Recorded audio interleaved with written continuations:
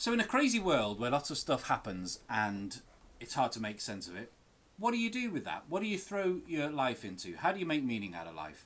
Lots of people do one of three things. They go for an academic kind of lifestyle, so it's all about just education. I'm going to learn as much as I can, and I'm going to develop to the peak of my intellectual ability. For some people, it's what you could call the celebrity lifestyle, or the kind of the hedonist lifestyle, the pleasure-seeking lifestyle. It's all about wine, women, and song, or pleasure, leisure, treasure, whatever you want to call the different ways that people talk about these things. The kind of celebrity live-it-up lifestyle. That's another approach that people have to try and give some kind of meaning to life. It could also be the business lifestyle as well. That's a third one, where it's about making money, it's about success, it's about accomplishment and doing something with your career. Now, those three things are three things that a lot of people use to try to combat a sense of meaninglessness in life, and just to grapple with this whole fact that life is here for a moment and then it's gone. And that's something that all of us struggle with. This book of Ecclesiastes, in the Old Testament part of the Bible that we're looking at the moment, looks at exactly this kind of issue. Ecclesiastes is like sitting down with a mate in a pub, having a chat, and he's a slightly negative, kind of pessimistic guy, but he's having a bit of a moan and just talking about the realities of life and how pointless it can seem. Particularly this idea of life being just like a kind of a breath. It's like a vapor. It's like a mist. It's there and then it's gone, and you can't grasp it. You can't get hold of it. What is it all about? And in the verses that we looked at last weekend, verse 12 of chapter 1 through into chapter 2, we were looking at how Ecclesiastes, the teacher, is trying to make some sense by exploring those different aspects that we were just talking about.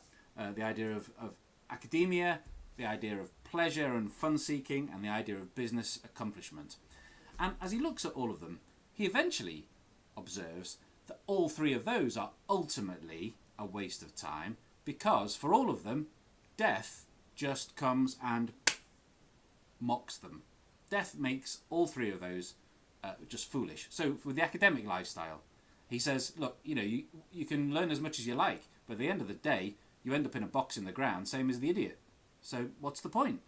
And then with the celebrity lifestyle and all the pleasure seeking, he says at the end of the day, you can do all that, but you're going to still die. You can't keep that pleasure forever.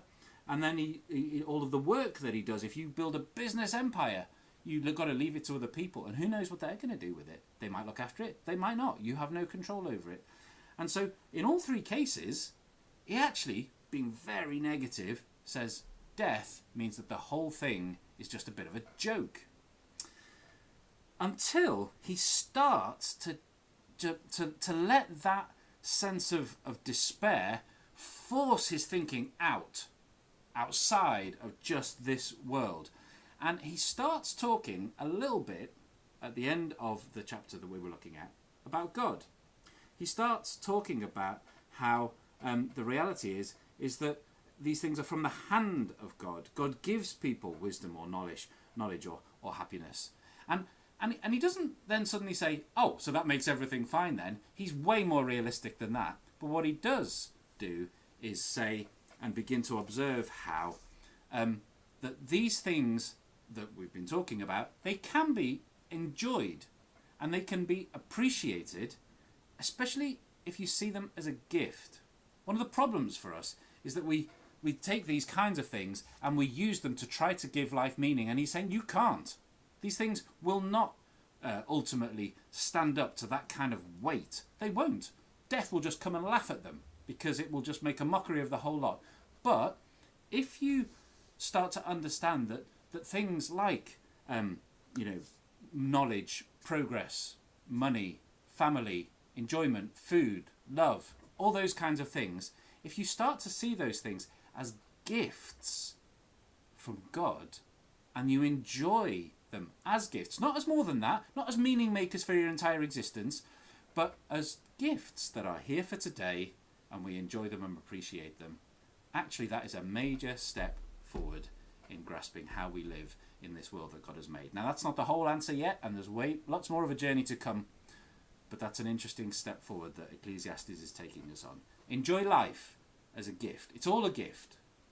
Some things are good, some things are not good.